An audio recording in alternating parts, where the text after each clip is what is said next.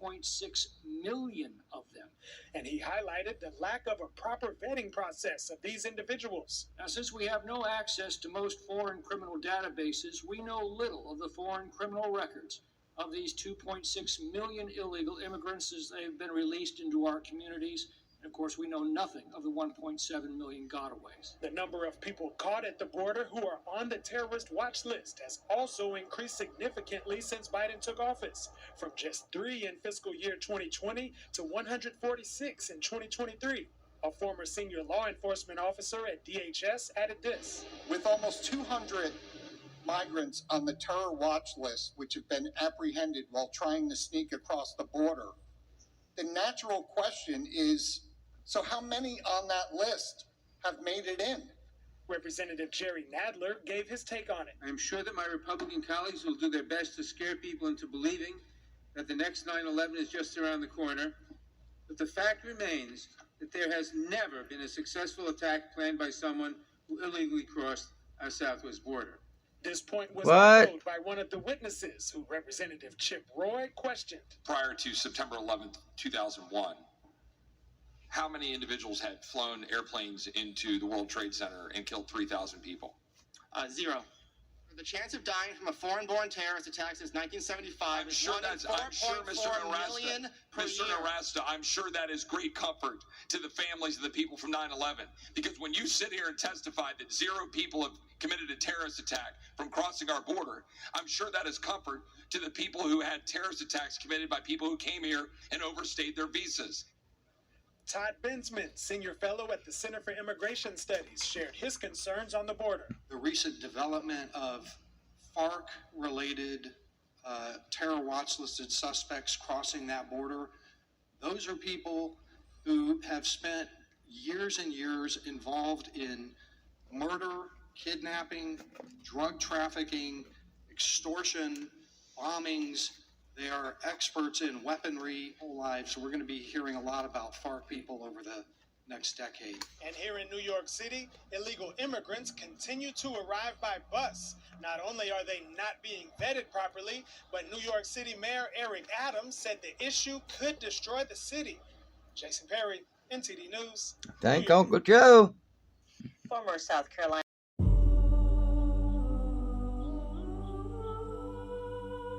We honor you, Father, for all that you do. Chief Division Counsel and DOJ have approved a no-knock breach. We want the subject to be on display, doing the walk of shame, full visual impact. Any questions? Are we becoming a police state? Government told American citizens they couldn't go to church on Sunday. For the first time in my life, I'm saying to myself, am I going to get a knock at the door? FBI warrant, come to the door now! Our focus is shifting. Our main priority as a bureau is going to be domestic terrorism. Really paints anybody who's right of center. If you're a pro-life, pro-family Catholic, they define you as radical. These are anti-government. We have freedom of religion and freedom of speech. Violent extremists, and they must be dealt with. Police state. We can do anything with. Thursday at a Senate hearing on government censorship. He said he clearly sees many abuses of power from many executive agencies. We don't have government agencies. We don't have cutouts or front groups that appear to have support from those agencies telling the American people what's true, what's false, or telling social media companies behind the scenes what they should be censoring. Schellenberger brought up instances of executive agencies ordering social media firms to censor certain content, even threatening them if they didn't. He cited these examples. The White House demanding information on vaccine side effects be taken down, even if the information were true. The FBI reportedly paying analysts to say COVID YouTube's still doing it. after the analysts concluded that it did. And the FBI paying Twitter millions of dollars to take down certain COVID-related content.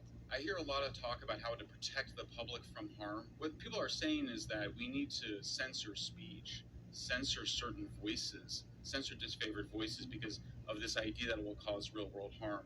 This is a well-documented phenomenon that psychologists have measured where over decades, people have just grossly expanded their definition of things that cause harm. Schellenberger said he believes there should be a reset and that free speech must be absolute, with only a few exceptions. we have absolute, complete disagreement on the First Amendment. I don't think there's one Senate Democrat that has criticized the FBI and Department of Homeland Security meeting on a regular basis to discuss taking down speech, even true speech. Republican Senator Rand Paul emphasized that these executive agencies have threatened the social media companies. He said they threatened to repeal Section 230 to impose antitrust rules and to inform the president of disobedience. And all of the social media companies complied.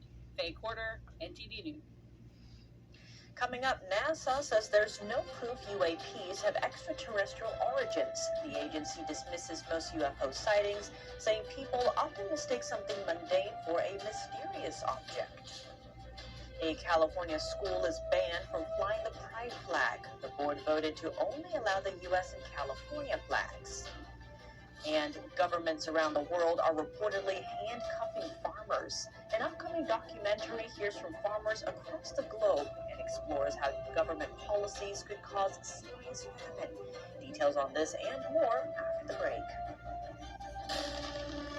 Are too timid in the way we talk about this. I mean, these are threats to terrorize people who are public servants doing their jobs for a political purpose. Are we see something? Are we saying something? And are we saying the right thing? Well, in my opinion, we're not doing enough. I mean, look, when push comes to shove, absolutely the FBI and DOJ need to band together and protect their personnel to allow them to do their job. They're going to do it, but they need to be able to do that without fear for their lives. When the FBI was fighting Al Capone, there was not a unit dedicated to protecting FBI personnel. When the FBI was fighting organized crime families in New York and all around the U.S., there was not a unit dedicated to protecting FBI personnel. I'm struck by the fact you threw up that quote from testimony from an FBI agent to the House Judiciary Committee. Who's the chairman of the House Judiciary Committee? Jim Jordan. And yet Jim Jordan, hearing that these threats to this AUSA are coming about from being publicized, he nevertheless goes on television and, appears in the same, little snips that you showed, repeating the name of this AUSA. So congressmen, senators, they don't care about this threat, but we need to be doing more. In my opinion, I'm glad to see the FBI and Director Wray and others starting to talk about this, but we need to talk about it even more because it's not getting better. If anything, it's getting worse, and it's getting worse behind the testimony and the statements of senators and congressmen, not fringe, sort of outcasts and outliers, but mainstream, reputable national politicians. And it's got to stop. It's interesting when you say that. So there's no unit created to protect the agents that were prosecuting Al Capone. And your comment, Pete, about the elected officials who are threatening these individuals in the same way that Republicans put out enough disinformation for the Russian troll farms to be rendered nearly irrelevant, although I'm sure they'll be busy in 2020. You've got Republicans doing all of the mob-like threatening and intimidation and endangering of prosecutors. What do you need the Proud Boys for? Biden signed into law the Inflation Reduction Act. And this caused an uproar when it was signed when, among other things, it designated $80 billion to the IRS for the purposes of expanding their ranks so they can target allegedly wealthy organizations, which the IRS suspects of tax evasion. Now, in response to criticisms that the influx of cash into the IRS would result in greater targeting not of the upper class, but instead of lower and middle class taxpayers, Biden attempted to assuage critics with these remarks. I'm keeping my campaign commitment. No one, let me emphasize, no one earning less than $400,000 a year will pay a penny more in federal taxes. That's debatable, but a recent audit report showed the IRS has failed to expand the new agent training program in handling high-income cases, raising some questions. Not only that, the IRS plans on using a chunk of their IRA money to launch an artificial intelligence program, they say again, to target wealthy tax evaders. And this has again raised some concerns as to how this new technology is actually going to be used, and especially given its adoption by an agency with a recent history of being weaponized to target political adversaries. Here to discuss this is Samuel Gregg. He's a distinguished fellow at the American Institute for Economic Research. Samuel, thanks for joining us. Thanks for having me on. It's good to be with you. Appreciate it. So why is the IRS devoting dozens of revenue officers out of their nearly 90,000 ranks for what you would normally think is their highest profile targets working on this AI rollout. I'm curious, I mean, how do you see AI playing a role in terms of how they're going after people? Well, the thing about artificial intelligence, AI, is that the IRS are claiming that it will enable them to basically detect patterns of tax evasion in big businesses, big hedge firms, big law partnerships, etc., who not only have, in many cases, quite complicated financial affairs, but also it's a way of sort of getting into that world and trying to find these patterns so that they can say, okay, that looks like an industry trend that is enabling some of these very large businesses to avoid paying as much tax as they should be or outright evading it. So that is the basic logic that's being followed. Now, there's all sorts of questions that could be raised about that. The IRS has used algorithms in the past to try and detect different forms of tax evasion. So this is not new. What is new is the fact that artificial intelligence, as we know, is a very powerful tool. And there are big questions asked about, first of all, what's going to happen to people's privacy? Secondly, why only apply this to very large businesses, whether it's hedge funds or law firms? If AI is as powerful as some people think it is, why not apply it across the entire tax base? And I also think that there's going to be some big questions, I think, in terms of what does this mean in terms of actually, say, prosecuting people? Because remember, artificial intelligence is not a person. At some point, when it comes to whether an organization decides to go after a particular individual, at some point, they need to make personal human decisions. Now, my fear is that when they start using artificial intelligence to try and look at these different patterns and trends, they will say things like, well, no, we're not targeting people. We're just following the science. Well, so you can see how this is very easily abused. Well, I'm curious about this because, when it comes to normal law enforcement, you call that a fishing expedition. It's like when there's no evidence of a crime, but you're searching for a crime, is it still legal to do that? I understand the IRS maybe operates on different standards, but are there any legal implications with them searching for violations in that way? Well, I think the big one will be privacy concerns, right? Because how are the IRS going to put in parameters that say things like, okay, you're allowed to look for this, but you're not allowed to look for that?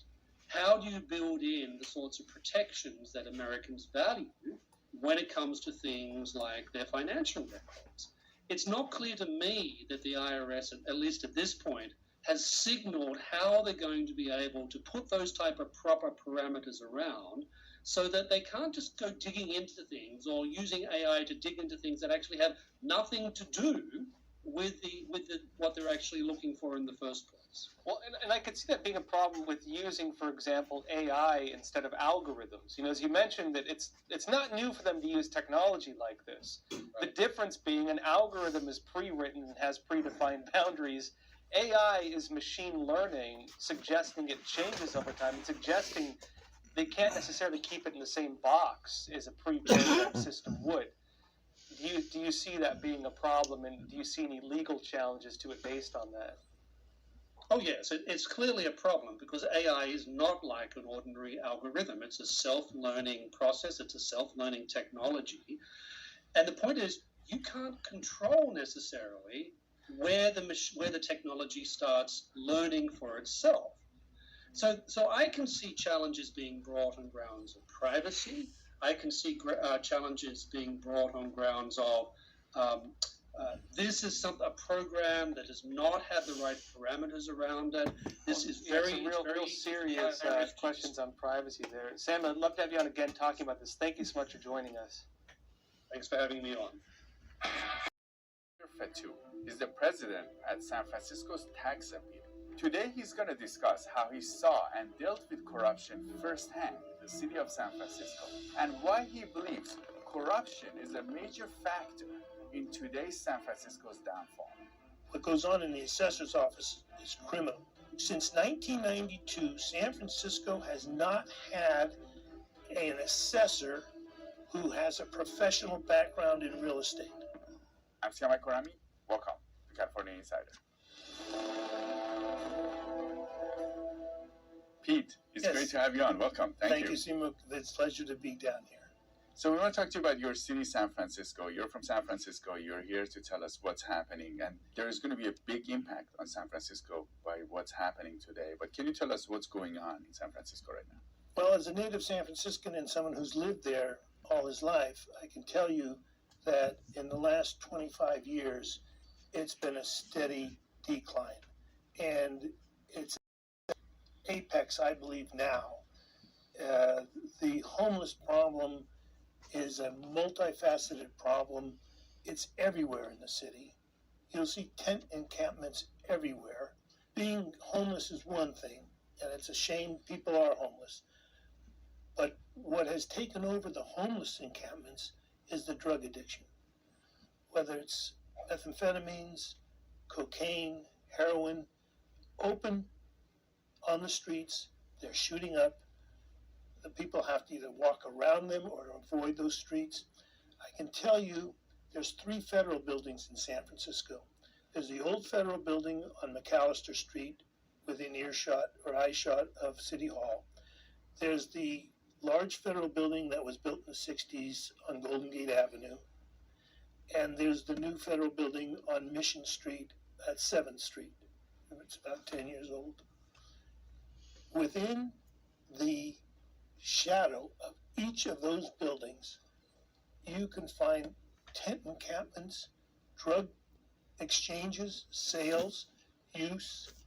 Within the shadow of those buildings, the FBI sits up on a floor at the federal building on Golden Gate Avenue in their offices. They're 100 feet from the actual sales of the drugs that are going on Larkin Street, which is a street that boundaries that federal building.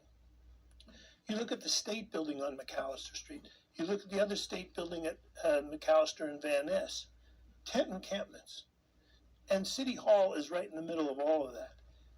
It's not even restricted to those locations. It's in the neighborhoods. And that's where people, they've seen this and it's almost like your hands are up in the air. And here's a